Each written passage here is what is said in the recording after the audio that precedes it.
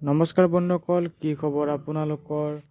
আজি আমি জানিম জনপ্ৰিয় ধাৰাবাহিক বেহাৰবাৰী আউটপোষ্টৰ ডাইৰেক্টৰ মনোজ শইকীয়াৰ বিষয়ে। বলকচোন তেওঁৰ বিষয়ে কিছু কথা চমুকৈ জানো।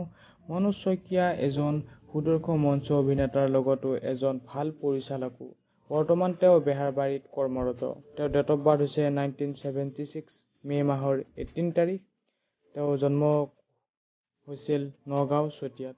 তেওঁ স্কুলীয়া জীৱন আৰম্ভ কৰিছিল চতিয়া হাই ছেকেণ্ডাৰী স্কুলৰ পৰা। কলেজ কৰে ত্যাগবীৰ বৰা কলেজৰ পৰা। তেওঁ সৰুৰে পৰাই অভিনয়ৰ ক্ষেত্ৰত বহুতো আগ্ৰহী আছিল।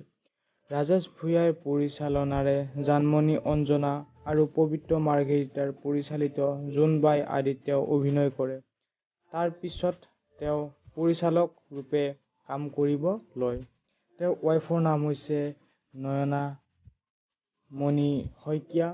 তেওঁ বৰ্তমান সময়লৈকে প্ৰায় 3000 খণ্ডৰো অধিক পৰিচালক হিচাপে বেহাৰবাৰীত কাম কৰি আহিছে। লগতে তেওঁ বেহাৰবাৰীত 2-এটা খণ্ডত তেওঁ শইকীয়া চোৰ হিচাপে